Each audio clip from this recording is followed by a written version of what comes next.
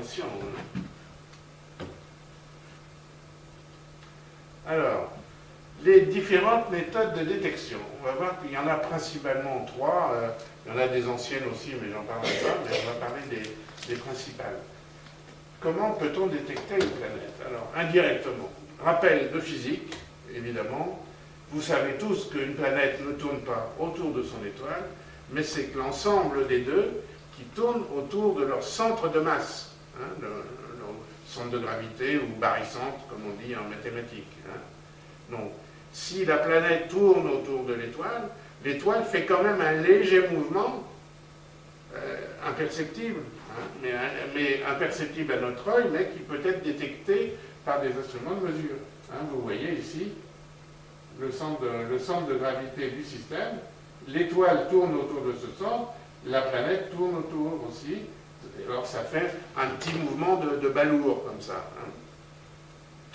Et évidemment, si on pouvait détecter ce mouvement de l'étoile, parce que détecter le mouvement de la planète, on n'y arrivera jamais, mais si on pouvait détecter ce mouvement de l'étoile, ça voudrait dire qu'il y a effectivement une planète qui tourne autour. Et c'est une méthode basée sur l'effet Doppler, parce que vous savez que lorsque une étoile s'éloigne de nous, sa lumière va plutôt être déviée vers le rouge. Quand une étoile s'approche de nous, elle va plutôt être déviée vers le bleu. C'est ce qu'on appelle l'effet Doppler ou le redshift, ou ça, bon, c'est tout un tas de noms. Et on va essayer de détecter cette variation de mouvement de la planète, de l'étoile qui s'éloigne ou de l'étoile qui se rapproche de nous. Et évidemment, si on peut détecter ce petit mouvement et en tracer une courbe, et si on s'aperçoit qu'il y a un mouvement périodique, eh bien on pourra dire qu'il y a une planète, une ou plusieurs planètes. Voilà, donc vous voyez, l'étoile se rapproche de nous, la lumière vire au bleu, l'étoile s'éloigne de nous, la lumière vire au rouge, alors que la planète est là et on ne la voit pas. Hein, voilà, en fait, avec une animation, à quoi ça correspond. Hein, puisque l'étoile a un spectre connu, c'est-à-dire que c'est son code d'identification, son ADN, si on veut, est connu. Hein, et on s'aperçoit que ce spectre, en fonction de la position de l'étoile, eh ben, il est décalé soit vers le bleu, soit vers le rouge. Et on peut tracer ce mouvement sur une courbe, qu'on appelle la courbe des vitesses radiales, voilà, et qui correspond au mouvement de la planète autour de l'étoile. Ça correspond à des légères variations de vitesse. Et c'est grâce à cette méthode que la première planète extrasolaire a été découverte par notre ami Michel Mayor de l'Observatoire de Genève en 1995. C'est donc cette fameuse planète baptisée 51 PEG B. Vous savez comment on note les planètes de façon générale. L'étoile va s'appeler Tartampion. Hein.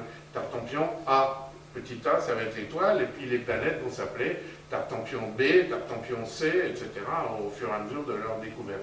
Donc là, ça va être 51 PEG B, qui tourne autour de l'étoile 51 PEG, située à 42 années-lumière de nous. Ils ont mesuré aussi la distance à l'étoile. Alors là, gros problème. Les premières exoplanètes que l'on découvre, ce sont des planètes immenses, de la taille de Jupiter, et très près de leur étoile. C'est pas du tout comme le système solaire. Chez nous, les planètes géantes, les planètes gazeuses sont situées dans le fond du système solaire, alors que, a priori, pour toutes les planètes, les exoplanètes que l'on a découvertes à cette époque, c'est le contraire. On a appelé ça des Jupiters chauds. Ce sont des planètes du type Jupiter chaud, c'est-à-dire des étoiles de la taille de Jupiter, hein, parce qu'on ne pouvait pas voir à cette époque-là des planètes beaucoup plus petites. Donc ce sont des étoiles de la taille de Jupiter, mais très proches de leur étoile. Quand je dis très proche, dans le cas de PEG 51, elle est à, je crois, elle tourne en 4 ou 5 jours autour de son étoile. Hein. Je ne sais pas si vous imaginez ça. Donc évidemment, c'est l'enfer sur cette planète. Hein. Alors, il y a un problème, c'est on a essayé d'expliquer pourquoi notre système solaire est totalement différent. Parce que plus on va avancer dans la découverte d'exoplanètes, et plus on va trouver qu'effectivement il y a énormément de grosses planètes près de leur étoile. Donc il semble que notre système solaire ne soit pas typique des autres. Est-ce pour cela qu'il y a de la vie sur Terre ou pas? On peut se poser des questions. Alors, on a quelques explications sur notre système solaire et sur les systèmes avec les Jupiters chauds. On pense que les grosses planètes se forment effectivement dans le fond des systèmes planétaires, des systèmes stellaires, pardon, et qu'elles migrent vers, elles migrent vers l'intérieur des systèmes solaires. Il y a beaucoup d'études à ce sujet et on est en train de chercher. Parce que donc, notre système solaire, je le répète, est vraiment atypique par rapport à tous les systèmes qu'on a découverts jusqu'à présent. Alors c'est bien ou c'est pas bien, je ne sais pas trop. Voilà la courbe qui a été découverte par Michel Mayor. Vous voyez, c'est des jours ici. Donc vous voyez, en 4 ou 5 jours, ces points de mesure, on voit bien une période. C'est donc la période de léger mouvement de l'étoile due à la planète qui tourne autour. Et Michel Mayor a mis donc ce mouvement en évidence. Il a eu beaucoup de chance parce que lui, il a été intelligent et il cherchait des mouvements courts sur plusieurs jours. Pourquoi je dis ça? Parce qu'à l'époque, on cherchait des planètes, on n'avait pas encore trouvé d'exoplanètes, on cherchait des grosses planètes parce qu'on s'imaginait que c'était les plus faciles à trouver, à détecter, c'est évident. Hein. Plus c'est gros, plus c'est facile à détecter dans le ciel. Et on s'est dit, c'est comme le système solaire.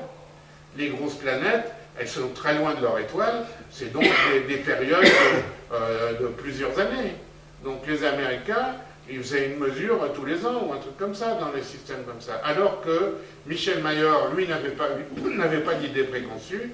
Tous les jours, il faisait des relevés. Et c'est comme ça qu'il a trouvé. Bravo Michel. Voilà. Alors, je crois qu'il y a une petite animation qui devrait marcher là. Vous montrer à quoi ça correspond sur la... Voilà, ça c'est la planète qui tourne autour de l'étoile qui est ici, et l'étoile qui tourne autour de son centre de gravité.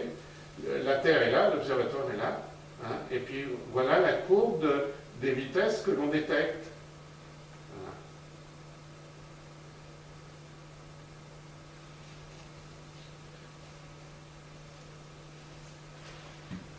Et ça, c'est ce qu'on appelle la méthode des vitesses radiales ou la vélocimétrie.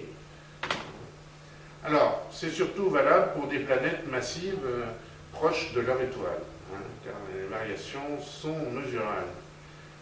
Des planètes comme la Terre ne sont pas encore détectables par ce type de méthode. Mais historiquement, c'est la première méthode et c'est une méthode qu'on va pouvoir combiner avec d'autres dans le futur. Alors, il y a de nouveaux instruments, c'est des spectromètres qui mesurent ces vitesses radiales, et notamment un qui s'appelle ARPS, qui a été aussi développé par Michel Mayor à l'Observatoire de Genève, et qui, justement, a permis de faire beaucoup de progrès dans ce système de détection, et qui a permis de découvrir un système multiple qui s'appelle Gliss 581, dont je vais vous parler. Et on a détecté, en principe, 2 planètes de type terrestre capables d'habiter la vie chez nos voisins à 20 années-lumière, dans Gliss 581. Gliss, c'était un monsieur qui était astronome, qui répertoriait toutes les étoiles. Vous savez, ils ont tous leur catalogue. HD, c'est Henry Draper, etc. Et c'est encore une découverte de l'ESO au Chili. grâce à HARPS, au spectrographe de HARPS, le plus précis du monde, qui a permis de mettre au point ce système. Alors voilà le système solaire de Gliss 581, vous voyez, l'étoile est là. Pour comparaison, on l'a superposé au système solaire, mais vous voyez, ça s'arrête à l'orbite de Vénus. Hein. C'est quand même tout très près de l'étoile. Hein. Mais là, c'est un système multiplanétaire.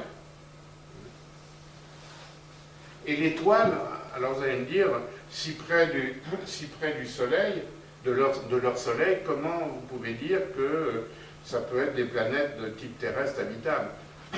Ben, je triche parce que l'étoile ici, c'est pas une étoile comme le Soleil, c'est une étoile beaucoup moins chaude que le Soleil, donc qui va permettre de